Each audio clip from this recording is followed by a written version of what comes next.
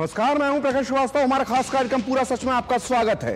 और खबरों की दुनिया में पूरा सच बहुत जरूरी होता है, क्योंकि झूठ से भी खतरनाक होता है अधूरा सच, और उसी तरह खतरनाक होती है अधूरी खबर। इसलिए हर खबर का पूरा सच हम आपको बताएंगे, वो भी तथ्यों, तर्कों और सबूतों के साथ। तो आइए बिना देर किए देखते हैं पूरा सच।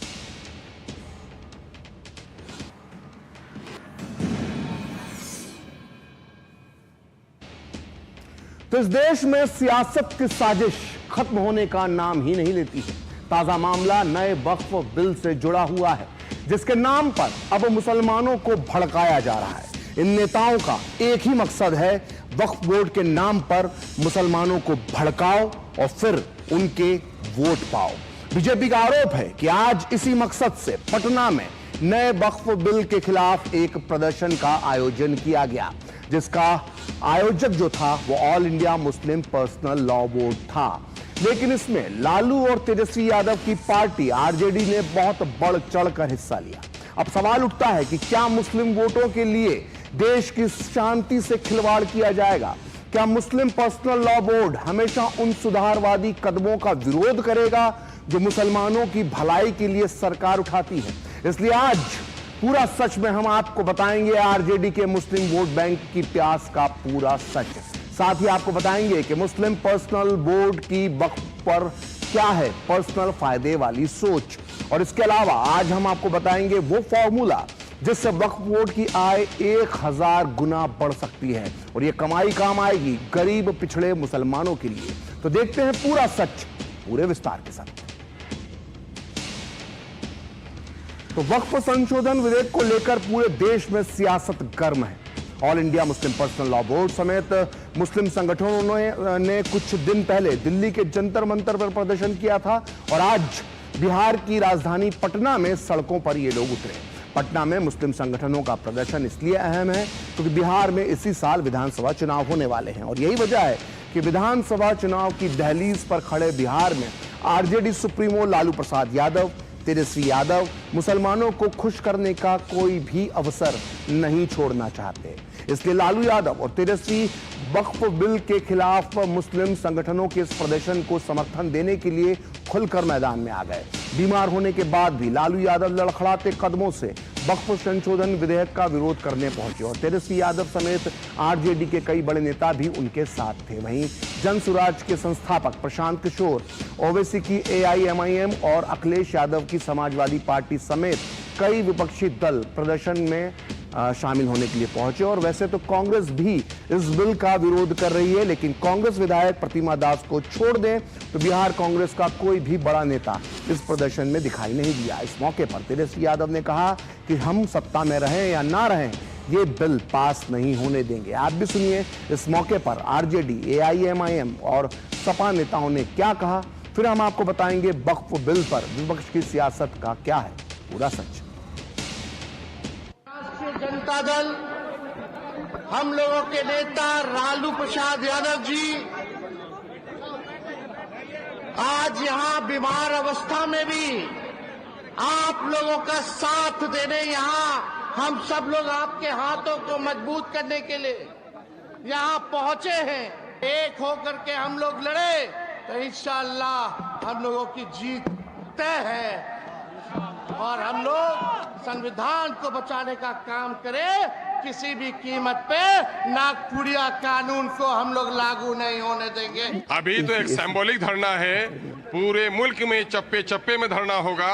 हम सब कुछ बर्दाश्त कर सकते हैं, लेकिन अपनी शरीयत पर कोई हमला हम बर्दाश्त नहीं कर सकते हैं। सरकार के इस कदम से भारत की जनता बहुत नाराज है। आप चाहते हैं कि ये बिल वापस हो जाए? बिल्कुल वापस फौरन हो जाना चाहिए, इससे पहले ही हो जाना चाहिए। वक्फ संशोधन बिल के खिलाफ एक तरफ जहां मुस्लिम संगठन पटना में प्रदर्शन कर रहे थे, तो वहीं दूसरी तरफ बिहार विधानसभा के अंदर और बाहर भी आरजेडी, भाकपा माले और समेत महागठबंधन के विधायकों ने विरोध प्रदर्शन किया और वक्फ संशोधन विधेयक को वापस लेने की मांग की। सदन के भीतर महागठबंधन विधायकों के हंगामे के चलते सदन की कार्रवाई स्थगित कर दी पड़ी, और मुस्लिम संगठनों के प्रदर्शन वाले दिन ही विधानसभा के अंदर और बाहर इसी मुद्दे पर विपक्ष का प्रदर्शन करने से जाहिर है कि वक्फ संशोधन बिल को लेकर सियासत की रोटियां सेकने की तैयारी हो चुकी है। बिहार के पूर्व उप मुख्यमंत्री और बीजेपी नेता ताराकिशोर प्रसाद का कहना है कि इस बिल का वही लोग विरोध कर रहे हैं जिन्हें 2025 में चुनाव में हारने का डर सता रहा है। वहीं वक्त पर बनी जेपीसी के चेयरमैन जगदंबिका पाल कह रहे हैं कि जब जेपीसी रिपोर्ट के बाद संशोधित बिल अभी आया ही नहीं है तो विरोध किस बात का हो रहा है। इससे साफ हो जाता है कि all India Muslim personal law board मुसलमानों को गुमराह करने की कोशिश कर रहा है। और केंद्रीय मंत्री जीतन राम मांझी और बिहार के अल्पसंख्यक कल्याण मंत्री जमा खान ने भी वक्फ बिल का विरोध करने वालों पर पलटवार किया है। आप भी सुनिए इस धरने प्रदर्शन पर एनडी नेताओं का क्या कहना है। जानता हूं कि बिहार के अंदर जो भी काम हुए हैं माइनॉरिटी के लिए नीतीश कुमार ने किया है। जो माइनॉरिटी के लिए जब भी जरूरत पड़े नीतीश कुमार जी खुले तौर पे खड़े रहे हैं, आगे भी खड़े रहेंगे। उनको राजनीति करना है, हमेशा लोगों ने राजनीति किया, वो कभी मुसलमानों को मदद नहीं किया है। धरना देने वाले लोग कठमूल्य हैं, धार्मिक भावना फैला करके देश में फिरका परस्ती लाना चाहते। All India Muslim personal law board जिस तरह से वक्फ को लेकर के विवाद और राजनीति कर रहा है, उसकी कोशिश हो रही है कि कहीं न कहीं देश के अल्पसंख्यकों में, मुस्लिम्स में उनको गुमराह करने की और भ्रम फैलाने की। ज्वाइंट पार्लियामेंट्री कमेटी में हमने अभी रिपोर्ट दी है। अब उस रिपोर्ट के आधार पर सरकार अमेंडेड कानून लाने जा रही है।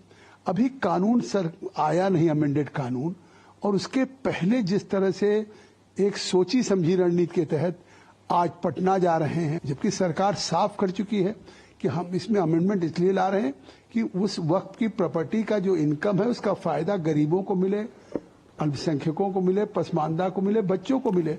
तो आरजेडी कभी रोजा इफ्तार की पार्टियां देकर तो कभी वक्फ बोर्ड के नाम पर बिहार में मुसलमानों को अपने पाले में बनाए रखने के लिए जुगत लगाती रहती है। वो बिहार के मुसलमानों को बार बार बीजेपी और मोदी सरकार का झूठा डर दिखाती है। दरअसल में लालू प्रसाद यादव एंड का पार्टी के लिए मुस्लिम वोट बैंक बहुत अहम है। पिछले 3.5 दशक से MY समीकरण आरजेडी को जिंदा रखे हुए है। आइए अब आपको बिहार में मुस्लिम वोट बैंक का पूरा सच बताते हैं। देखिए, बिहार में करीब 18% मुस्लिम आबादी। राज्य की 243 विधानसभा सीटों में से 47 सीटें ऐसी हैं जहां मुस्लिम वोटर का एक बहुत बड़ी भूमिका है, एक बहुत बड़ा रोल है। बिहार की 11 विधानसभा सीटें इनमें से ऐसी हैं जहां 40% से ज्यादा मुस्लिम वोटर हैं।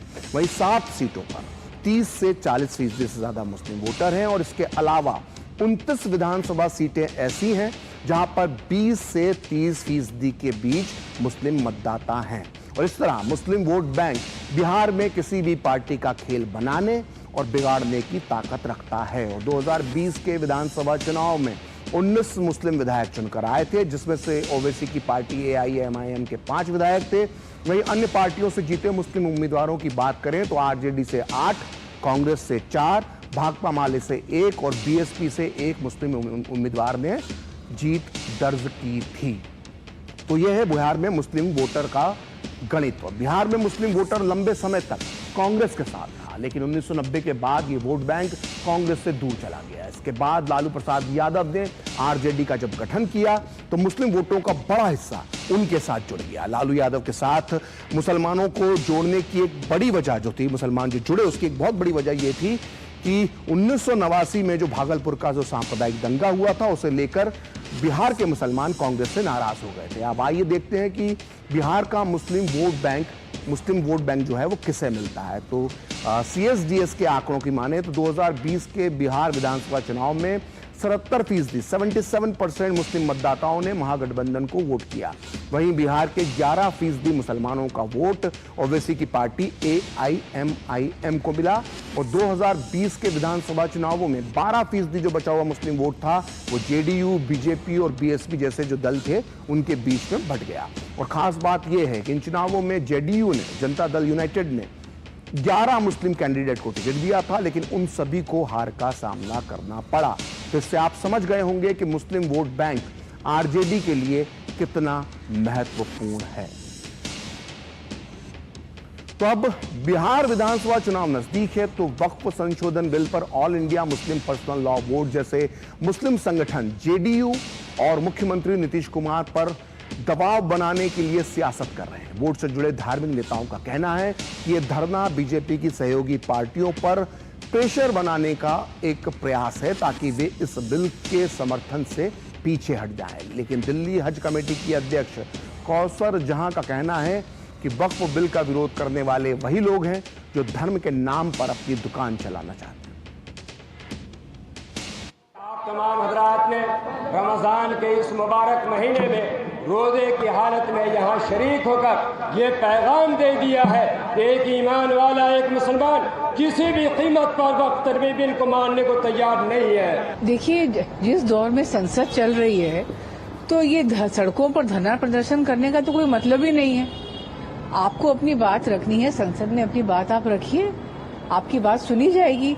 सबको इंक्लूड किया गया है, सबसे राय मशवरा कर ही जो कुछ भी किया गया है कि इसका विरोध करने का तो मुझे मतलब समझ में नहीं आ रहा है। इसका विरोध बस वही लोग कर रहे हैं जो कौम को गुमराह कर रहे हैं और बस भ्रम फैला रहे हैं और मजहब के नाम पर बस अपनी दुकान चलाना चाह रहे हैं।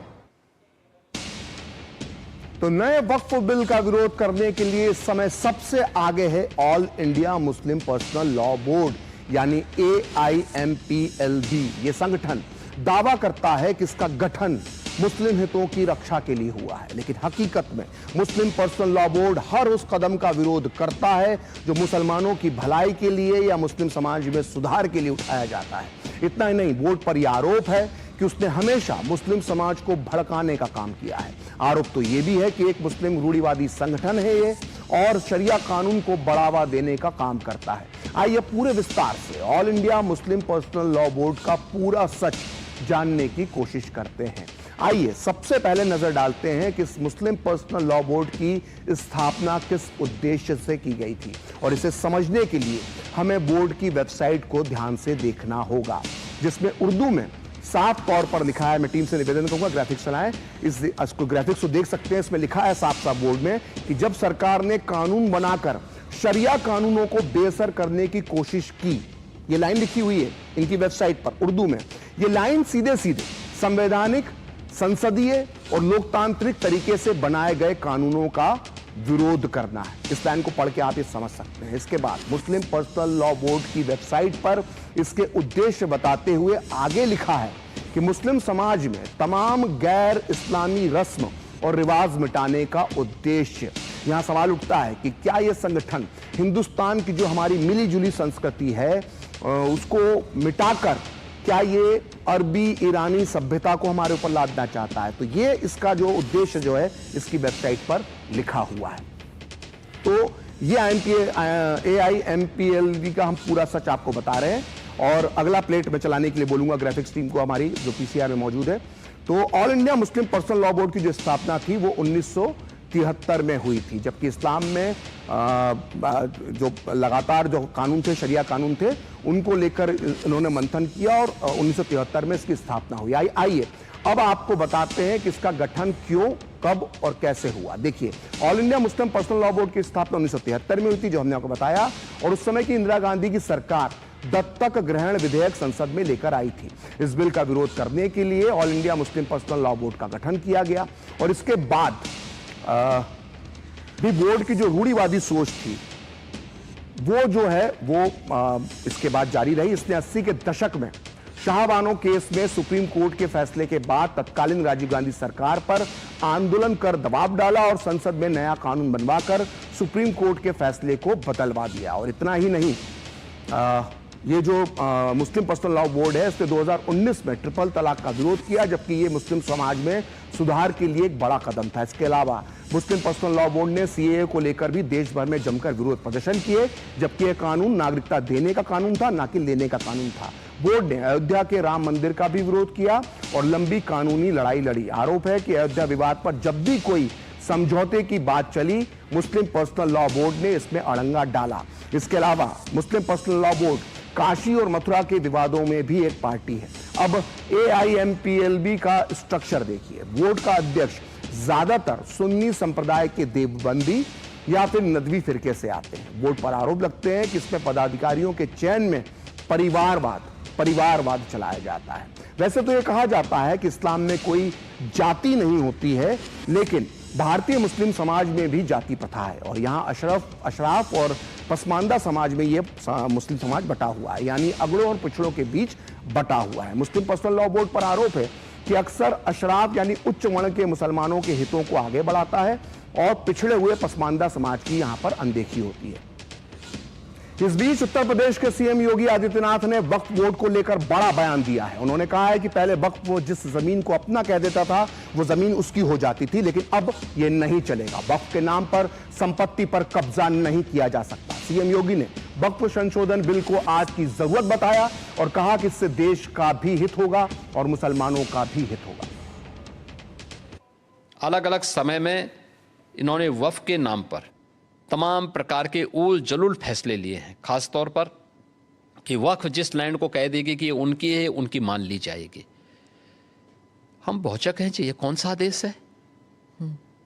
आपको एक पावर किसने दे दी है कि आप किसी भी प्रॉपर्टी को कब्जा कर लेंगे, आप किसी भी स्थल को कब्जा कर लेंगे, किसी भी सार्वजनिक भूमि पे कब्जा कर लेंगे? तो ये नहीं हो सकता है। ये वक्फ संशोधन अधिनियम जेपीसी ने जो अपनी सिफारिश की है, ये आज की आवश्यकता है और इसको समयबद्ध तरीके से आगे बढ़ना चाहिए और मुझे लगता है देश के हित में भी होगा, मुसलमानों के हित में भी होगा। तो सीएम योगी ने यह बयान ऐसे ही नहीं दिया है। दरअसल पूरे भारत के साथ साथ यूपी में भी वक्फ बोर्ड इस समय सबसे बड़ा जमीनखोर बन चुका है। वक्फ बोर्ड की साजिशें खत्म होने का नाम ही नहीं ले रही हैं।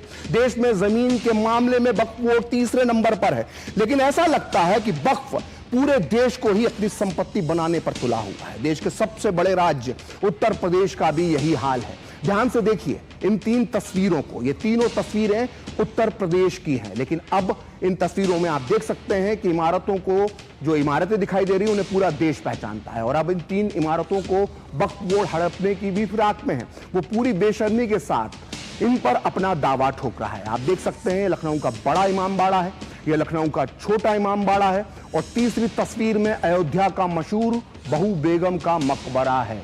वक्फ बोर्ड ने इन तीनों इमारतों को अपना बताया है, लेकिन यूपी सरकार ने इन्हें सरकारी संपत्ति बताते हुए वक्फ बोर्ड पर का जो दावा है उसे खारिज कर दिया है। लेकिन ये तो सिर्फ तीन इमारतें हैं, इसके अलावा भी यूपी वक्फ के कई कारनामों का खुलासा हुआ है।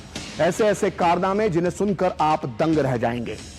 पिछले दिनों जेपीसी के सामने यूपी सरकार ने वक्फ संपत्तियों के सर्वे की एक रिपोर्ट पेश की और इसी सर्वे रिपोर्ट में हुए हैं चौंकाने वाले खुलासे जो बताते हैं कि वक्फ बोर्ड किस तरह से जमीन खोरी कर रहा है। आइए जानते हैं इस रिपोर्ट का पूरा सच। देखिए, रिपोर्ट में कहा गया है कि यूपी में 14,000 हेक्टेयर जमीन पर वक्फ बोर्ड ने दावा किया है और इसे अपना बताया है, जबकि इसमें से 11,700 हेक्टेयर जमीन सरकारी है। यानी यूपी में वक्फ बोर्ड जितनी भी जमीन को अपना बता रहा है उसमें से करीब 80% जमीन सरकारी है। इस रिपोर्ट के मुताबिक लखनऊ का छोटा इमामबाड़ा, बड़ा इमामबाड़ा, बेगम हजरत महल पार्क, अयोध्या का मशहूर बहू बेगम का मकबरा सहित यूपी की कई मशहूर इमारतों को वक्फ बोर्ड ने अपना बताया है। अगर अलग अलग शहरों की बात की जाए तो बाबा विश्वनाथ की नगरी काशी में वक्फ बोर्ड की 1637 प्रॉपर्टीज हैं, जिसमें से 406 ऐसी संपत्ति हैं जो सरकारी भूमि पर ही बनी हुई हैं।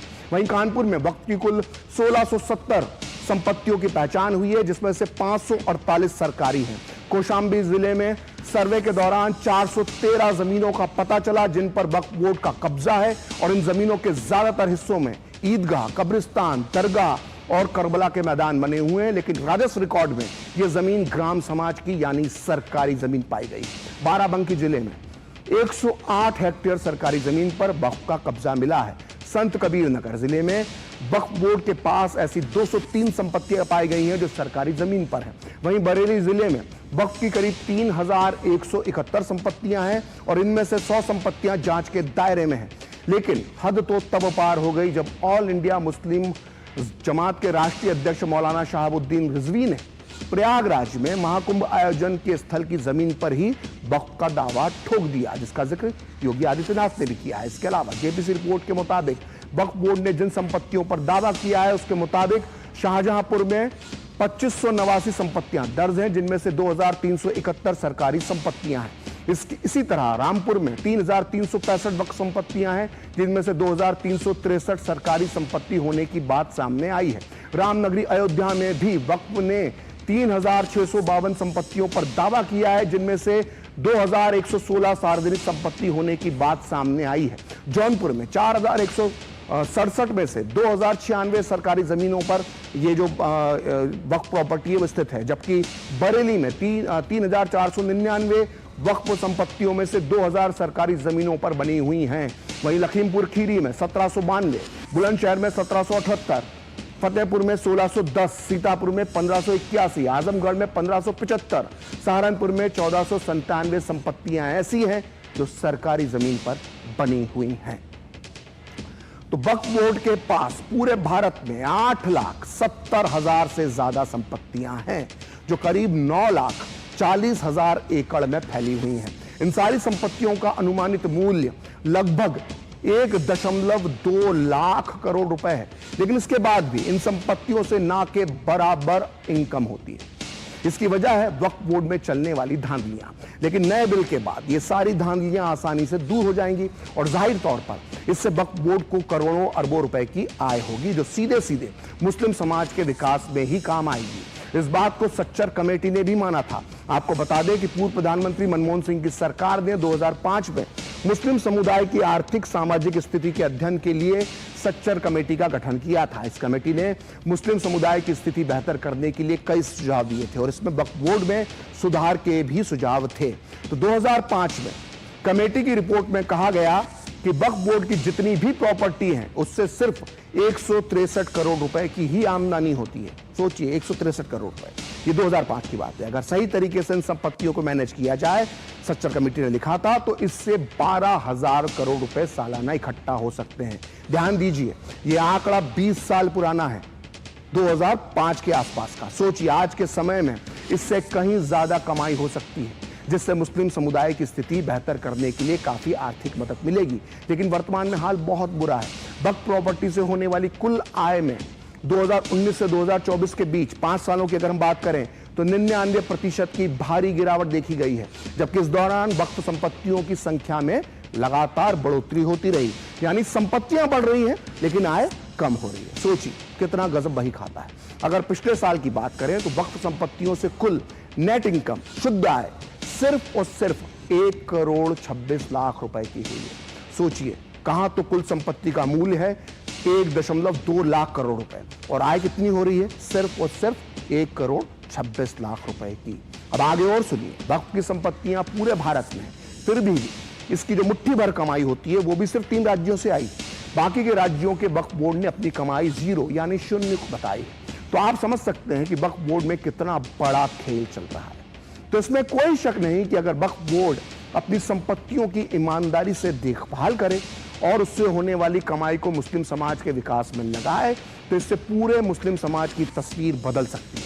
खासकर इससे गरीब और पिछड़े मुसलमानों को खासा लाभ हो सकता है। आइए सुनते हैं इस बारे में पसमानदा सामाजिक कार्यकर्ता डॉक्टर फैयाज अहमद फैजी का क्या कहना है। नए वक्फ कानून से गरीब मुसलमानों का पूरी तरह से फ़ायदा होगा। देखिए, वक्फ का उद्देश्य यही होता है कि वो कमज़ोर, वंचित, बेवा, विधवा, यतीम, अनाथ उसके हितधारक होते हैं। उसका उद्देश्य, इस्लामिक उद्देश्य यही होता है। लेकिन वक्फ बोर्ड का फ़ायदा या वक्फ की प्रॉपर्टी का फ़ायदा पसमानदा मुसलमानों को या गरीब मुसलमानों को या कमज़ोर जो बेवा है, यतीम है, यानी जो उसके हितधारक उनको बिल्कुल नहीं मिलता है। तो अब नए वक्फ बोर्ड को और चाक चौबंद करने का प्रयास किया गया, अमेंडमेंट करके उसमें सहभागिता बढ़ाई गई, उसमें सोशल जस्टिस की बात की गई, उसमें महिलाओं की भागीदारी की बात की गई। स्वयं देखिए, सच्चर कमेटी ने इस बात को रिकमेंड किया था कि वक्फ बोर्ड चाहे वो राज्य का हो चाहे केंद्र का हो, उसमें महिलाओं की भागीदारी होनी चाहिए।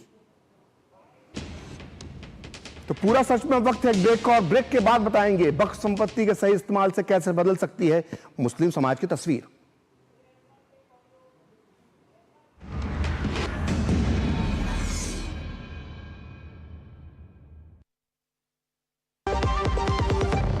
MDH का किचन किंग किचन में हो तो हम सब कुछ बना सकते हैं। बैंगन का भरता, आलू गोभी, भिंडी मसाला और भी बहुत कुछ। MDH का किचन किंग किचन में हो तो हम सब कुछ बना सकते हैं। बैंगन का भरता, आलू गोभी, भिंडी मसाला और भी बहुत कुछ। जो लक्ष्य चुना था समझ आने लगा है। GLA यूनिवर्सिटी, उच्च लक्ष्य की निश्चित प्राप्ति। मास्टर जी। अरे करुण, तुम शहर से कब वापस आए? परसों आया मास्टर जी, माँ का बार बार फोन अच्छा गिरधर, तुमने जो जानकारी दी उससे मेरे बेटे का काफी भला हुआ। Thank you sir. यार गिरी, तब पॉपुलर बन गया है तू। पॉपुलर नहीं यार, डिस्ट्रीब्यूटर बन गया म्यूचुअल फंड्स का। मैं इन सभी की मदद करता हूँ, उनका भला होता है तो वो दुआ देते हैं। भाव यार, अगर आप भी मेरी तरह म्यूचुअल फंड्स डिस्ट्रीब्यूटर बनना चाहते हैं तो जाइए mfdkareshuru.com पर। तो करें शुरू। जब धरती चीर कर निकलता है लोहे का पत्थर और मिलता है मोंगिया के जोश से, फिर तपता है, पिघलता है और बनता है फौलाद। अब होता है सरिया सारी खूबियों के साथ। मोंगिया स्टील, मजबूत देश का मजबूत सरिया। जिंदगी की हर छोटी बड़ी जरूरत के लिए आप जो सपने सजाते हैं, बस उसी उम्मीद को तो हम सहारा लगाते हैं। SIP आपकी सेविंग्स को आपकी खातिर काम पर लगाएगी।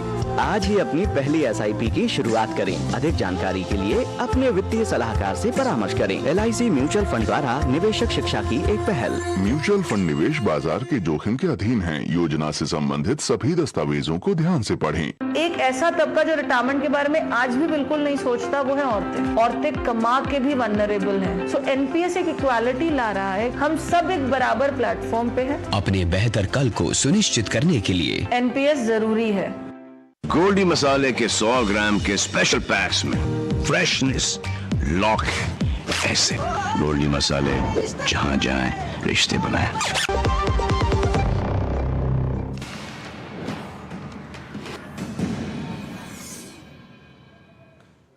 तो ब्रेक के बाद पूरा सच में आपका फिर से स्वागत है। और भारत में वक्फ संपत्ति का हजारों लाखों एकड़ में फैली हुई है।